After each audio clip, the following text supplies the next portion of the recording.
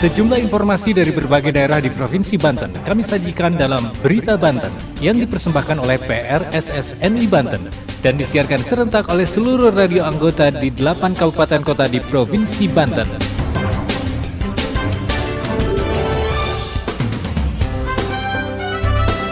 Anda kembali bersama kami di Berita Banten PRSSNI Banten edisi hari ini, Kamis 7 Desember 2023. Sejumlah informasi dari berbagai wilayah di Provinsi Banten kami hadirkan kembali untuk Anda yang disiarkan serentak oleh seluruh radio anggota di 8 kabupaten kota di Provinsi Banten. Dan inilah informasi utamanya. Kuota haji Kabupaten Pandeglang tahun 2024 diperkirakan naik 10 hingga 15%. Balai Monitoring atau Balmon Spektrum Frekuensi Kelas 1 Tangerang musnahkan alat komunikasi frekuensi ilegal. PDAM Cilegon Mandiri bakal jual air minum dalam kemasan tahun 2024 mendatang. Seorang penjual pecel lele yang hilang terseret arus Kalisasak ke Daung, Tangerang Selatan ditemukan tewas. Bersama saya Aldi Akbar, inilah Berita Banten selengkapnya. Pendengar, untuk memberikan efek jera kepada para pengguna frekuensi ilegal, Balai Monitoring atau Balmon Spektrum Frekuensi Kelas 1 Tangerang memusnahkan alat komunikasi frekuensi ilegal yang tidak bersertifikat di wilayah Banten. Selain untuk menimbulkan efek jera, pemusnahan ini juga bertujuan untuk mewujudkan penggunaan frekuensi yang digunakan secara efektif dan efisien sesuai peruntukannya dan bebas dari gangguan. Berikut laporan Indra Agung Rahadian dari Radio Harmoni FM Serang. Balai Monitor Spektrum Frekuensi Radio Kelas 1 Tangerang, Kementerian Komunikasi dan Informatika atau Kemenkominfo musnahkan alat frekuensi radio ilegal atau yang tidak memiliki sertifikat. Ini merupakan salah satu upaya untuk memberikan efek jera bagi para pengguna komunikasi tanpa sertifikat. Hal ini diungkapkan oleh Kepala Balmon Spektrum Frekuensi Radio Kelas 1 Tangerang Muhammad Ma'ruf pada kegiatan pemusnahan barang bukti hasil penerbitan dan penanganan gangguan spektrum frekuensi radio tahun 2021 sampai 2022 yang digelar Balai Monitoring Spektrum Frekuensi Radio Kelas 1 Tangerang pada hari Senin 4 Desember 2023. Perangkat yang dimusnahkan ada sebanyak 39 unit dengan rincian 17 unit penguat sinyal GSM, 15 unit perangkat antena, 2 unit RIG transceiver, 4 unit handy-talkie, dan 1 unit GPS tracker. Alat ini kami amankan dan kami musnahkan tentunya sudah sesuai dengan peraturan yang berlaku. Jadi kami memusnahkan alat ini sesudah ngikutin aturan-aturan yang berlaku dan insya Allah nggak ada tuntutan bagi yang memiliki alat ini. Muhammad Ma'ruf juga menambahkan bahwa dengan dilakukan pemusnahan alat ini bisa menimbulkan efek jera bagi pengguna telekomunikasi frekuensi radio ilegal atau yang tidak memiliki izin dan sertifikat. Selain itu, tujuan kegiatan ini adalah mewujudkan penggunaan frekuensi radio yang digunakan secara efektif, efisien, sesuai dengan peruntukan dan bebas dari gangguan, serta masyarakat juga bisa sadar akan pentingnya penggunaan frekuensi radio dan perangkat telekomunikasi secara ilegal. Perangkat ini dimusnahkan tentunya harapan kami menimbulkan efek jera bagi pengguna frekuensi radio dan alat perangkat telekomunikasi yang tidak memiliki izin dan tidak memiliki sertifikat, sehingga dia tidak akan menggunakan lagi. Seandainya menggunakan lagi, mereka akan sesuai mentaati aturan, mengurus izin stasiun frekuensi radio dan mengurus sertifikasi alat. Jadi itu prinsipnya, kenapa harus itu, mudah-mudahan harapan kami semua pengguna frekuensi di wilayah Banten ini mengikuti aturan, sesuai menggunakannya sesuai peruntukannya. Sementara Sekretaris Persatuan Radio Swasta Seluruh Nasional Indonesia Banten atau PRSNI Banten, Subhanur Ulum, mewakili PRSNI Banten, mengucapkan terima kasih atas dilibatkannya PRSNI Banten dalam pemusnahan barang bukti hasil penertiban dan penanganan gangguan spektrum frekuensi radio tahun 2021-2022 yang digelar Balai Monitor Spektrum Frekuensi Radio Kelas 1 Tangerang. Subhan juga mengapresiasi setinggi-tingginya pada Balmon Spektrum Frekuensi Radio Kelas 1 Tangerang yang telah menindak oknum-oknum, baik perusahaan maupun perorangan, yang telah melakukan pelanggaran terkait tentang perangkat keradioan, sehingga ini menjadi contoh supaya yang lain tidak mengikuti jejak yang sama dalam konteks pelanggaran alat keradioan.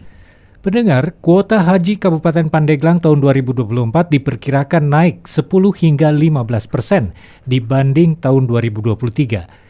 Selain itu, pemerintah bersama DPR juga telah menyepakati biaya penyelenggaraan haji untuk tahun 2024 yaitu sebesar Rp93.410.286.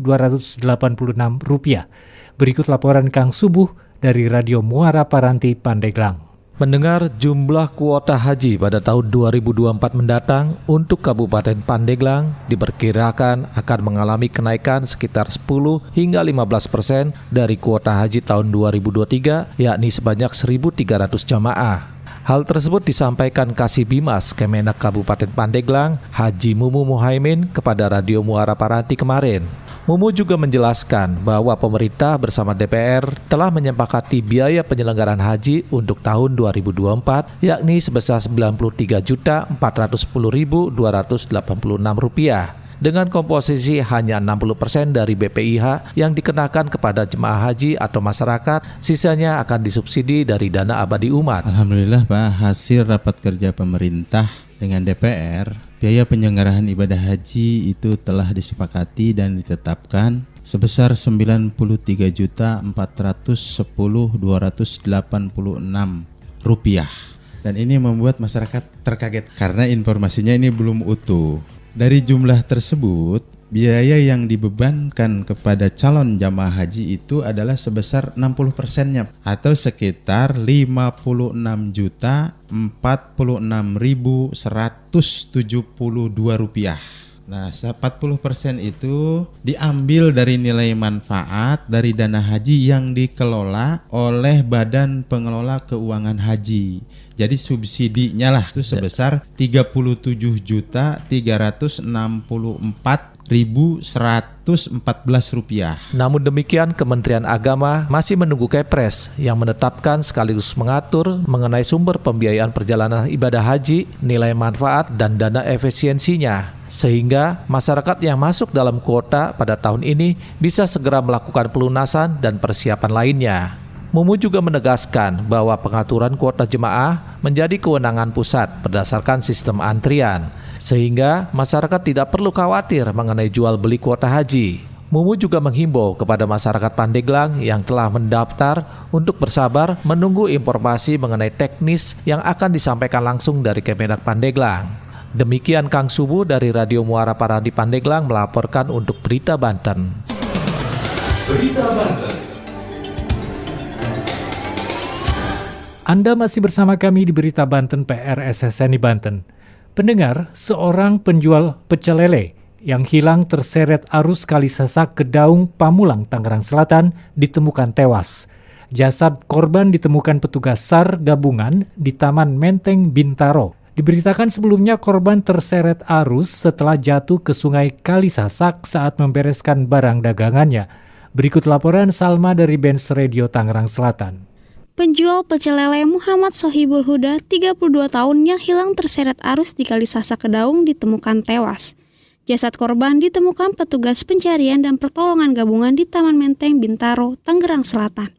Korban ditemukan dalam kondisi meninggal dunia pada radius kurang lebih 6 km dari lokasi kejadian. Jasad korban langsung dievakuasi petugas tim SAR gabungan. Sebelum diberitakan, Huda diduga terpeleset saat mencari barangnya hingga tercebur ke kali. Korban yang merupakan pekerja di warung pecel lele tercebur ke Kali Sasak Kedaung pada Senin dini hari. Para tim SAR menyusuri aliran saluran kali, lalu pencarian juga dilakukan menggunakan perahu karet dan pemantauan di pintu air serta jembatan yang dilalui oleh aliran Kali Sasak hingga radius 9 km dari lokasi kejadian.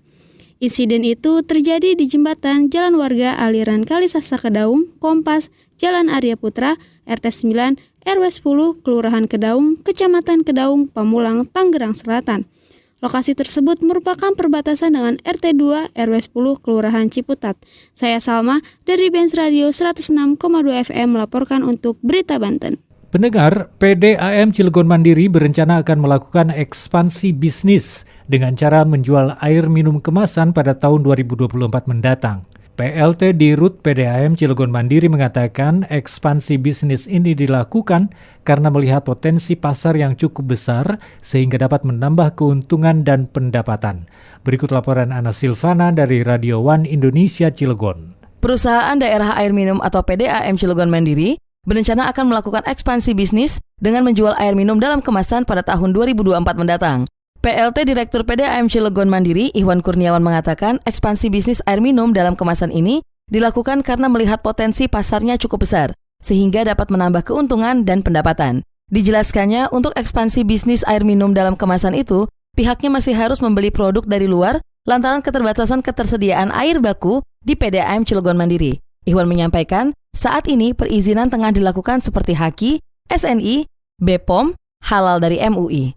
Ia berharap ekspansi bisnis air minum dalam kemasan ini siap dilaksanakan pada 2024 mendatang. Sekian berita kali ini, saya Ana Silvana dari Radio One Indonesia melaporkan untuk Berita Banten. Demikian sejumlah informasi yang telah kami sajikan untuk Berita Banten kali ini. Saya Aldi Akbar, sampai jumpa. Terima kasih Anda telah mendengarkan Berita Banten yang dipersembahkan oleh PRSSNI Banten.